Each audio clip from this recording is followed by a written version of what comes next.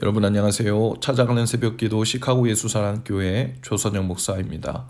오늘도 변함없는 주님의 은혜와 평강이 저와 여러분의 삶의 종일 풍성하기를 기도합니다. 찾아가는 새벽기도는 연합감리교회 말씀 묵상지 기쁨의 언덕으로를 말씀 본문으로 사용하고 있습니다. 오늘 말씀은 여호수아 17장 14절에서 18절까지 말씀입니다. 제가 읽어드리죠. 요셉 자손이 여호수아에게 말하 이르되 여호와께서 지금까지 내게 복을 주심으로 내가 큰 민족이 되었거늘 당신이 나의 기업을 위하여 한 제비 한 분깃으로만 내게 주심은 어찌함이니까 하니 여호수아가 그들에게 이르되 내가 큰 민족이 되므로 에브라임 산지가 내게 너무 좁을진데 브리스 족속과 르바임 족속의 땅 삼림에 올라가서 스스로 개척하라 하니라. 요셉 자손이 이르되 그 산지는 우리에게 넉넉하지도 못하고 골짜기 땅에 거주하는 모든 가나안 족속에게는 벳스안과 그 말들에 거주하는 자이든지 이스라엘 골짜기에 거주하는 자이든지 다 철병거가 있나이다 하니 여호수아가 다시 요셉의 족속 곧 에브라임과 므낫세에게 말하 이르되 너는 큰 민족이요 큰 권능이 있은즉 한 분깃만 가질 것이 아니라 그 산지도 내 것이 되리니 비록 살림이라도 내가 개척하라. 그 끝까지 내 것이 되리라. 가나안 족속이 비록 철병거를 가졌고 강할지라도 내가 능히 그를 쫓아내리라 하였더라. 아멘. 오늘 본문에서 여호수아에게 불평하고 있는 요셉 자손들은 므낫세와 에브라임이 이룬 가문을 말합니다. 하나님이 세우신 믿음의 계보 중에서 요셉은 야곱의 12아들 중 꼴찌에서 두 번째였죠. 11째였습니다. 그리고 원래 므낫세와 에브라임은 야곱의 손자들이었죠. 그들은 야곱의 아들들이 아니라 손자들이었기 때문에 이스라엘의 12지파에 속할 수 없었습니다. 그러나 하나님의 특별한 은총 가운데 12지파 중 각각 한 지파씩을 이루게 되죠.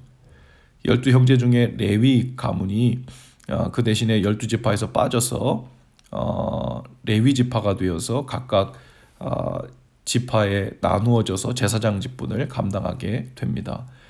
그리고 여호수아에서 앞에 있는 민수기 26장에 보면 2차 인구조사 결과가 나오는데요.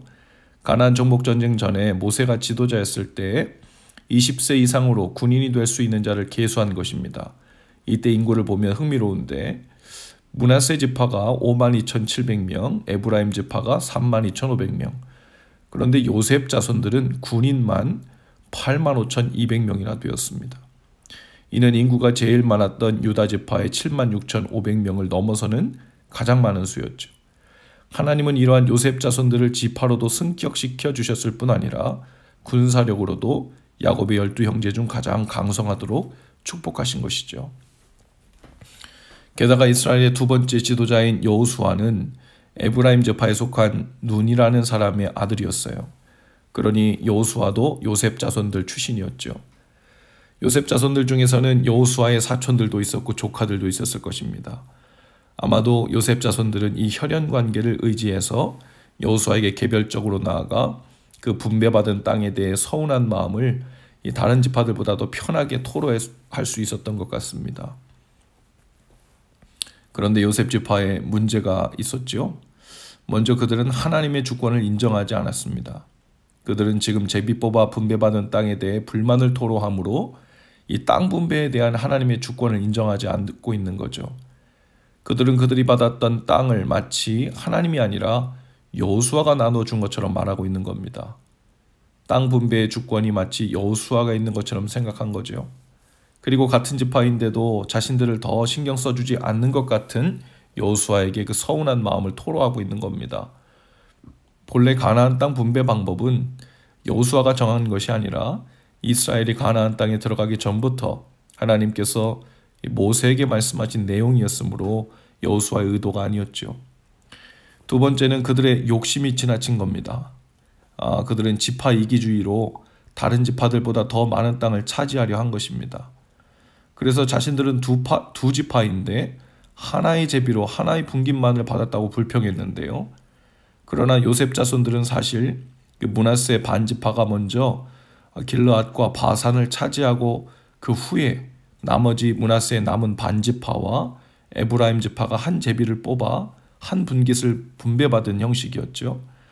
그들은 한 제비를 나중에 뽑긴 했지만 이미 받은 것이 있었기 때문에 사실상 두 분깃을 얻은 것과 같았습니다.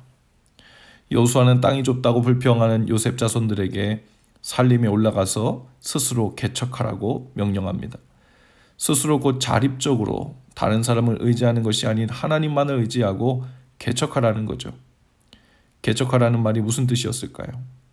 농사와 관련된 말로 쓰이기도 하죠. 거친 땅을 일구어 논이나 밭과 같이 쓸모있는 땅으로 만들라는 의미입니다. 또한 새로운 영역, 운명, 진로 따위를 처음으로 열어나가는 것을 말하기도 합니다. 여호수아는 요셉 자손들에게 스스로 개척하라는 방향을 주면서 그 자신이 먼저 개척자의 삶을 살았죠. 우리도 땅이 좁다고 불평하던 요셉 가문의 사람들처럼 하나님께 서운한 기색을 내비칠 때가 있지요. 우리에게 주어진 삶의 환경이, 때로는 직업이, 수입이, 또 분배해 주신 사람들이 마음에 들지 않는다고 불평합니다. 그러나 그것은 하나님의 인도하시는 손길을 신뢰하지 않는 것의 표현이 됩니다. 하나님께서 뜻을 두시고 허락하신 삶의 지경과 환경보다 내가 원하는 삶의 환경이 주어지지 않는 것 때문에 불평하고 판단하는 마음이 앞서는 것이죠. 대신에 주님은 요셉 가문에게 강성한 힘과 능력을 주셨듯 우리에게도 삶을 개척하여 취할 수 있는 힘을 주셨죠. 땅을 개간하고 개척한다면 분명 하나님께서는 하늘에서 비를 내려 농사 지을 수 있는 땅으로 만들어 주실 것이고, 골짜기에 있는 철병거를 가진 가나안 족속을 몰아내려 한다면 대신 싸우시고 몰아내시는 승리를 취하게 하실 것입니다. 그리고 그렇게 얻은 분깃은 자자손손 그대로 그 가문의 것이 될 것이라고 약속하셨죠. 오늘 우리가 이미 받은 은혜가 얼마나 큰지 돌아보는 지혜가 있기를 바라요. 우리는 이미 말도 되지 않는 은혜를 엄청나게 입은 사람들이죠.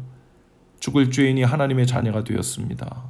생명값이 아니면 지불될 수 없는 그 우리의 죄의 값이 십자가에서 이미 지불되었죠. 그 엄청난 은혜의 강을 넘어왔으니 이제 남은 것은 허락하신 인생의 기업을 개간하고 개척해가며 여전히 우리와 함께 하시고 대신 싸우신다는 그 약속의 말씀을 신뢰하며 사는 것이죠. 감사하는 일은 예의 차리는 일이 아닙니다. 감사는 하나님이 행하시고 베푸신 일을 인정하는 일이죠. 그러니 감사를 먼저 보는 사람은 살아계신 하나님의 손길을 먼저 보는 사람이고 지금도 일하시고 계시는 주님을 인정한다는 뜻이죠. 그러니 감사는 곧 믿음으로 사는 자들의 반응입니다. 오늘도 감사로 그 믿음을 보이시는 자들 다 되실 수 있기를 바랍니다. 감사로 주님을 인정하는 삶이 되기를 바라요. 그리고 주님을 인정하는 삶을 시작할 때 우리의 삶은 만나는 곳마다 정복되고 개척되며 우리의 기업이 되고 분깃이 될 것입니다. 오늘도 그 감사로 인한 은혜로 풍성한 날 되실 수 있기를 주님의 이름으로 축복합니다. 기도합시다. 주님, 우리에게 하루의 생명을 또 허락해 주심을 감사합니다. 지금도 동행해 주시고 인도해 주시는 것으로 인하여 감사합니다. 오늘 살면서 만나는 일들 속에서 주님을 찾고 도움을 구할 때 승리케 하시고 주신 것들로 분깃을 삼는 은혜를 주옵소서. 감사로 인하여 주님 안에 더욱 온전히 거하며 사는 복된 날 되도록 인도해 주옵소서. 예수님 이름으로 기도합니다. 아멘. 여러분, 오늘도 예수 사랑으로 화이팅입니다. 내일 아침에 다시 찾아뵙지요.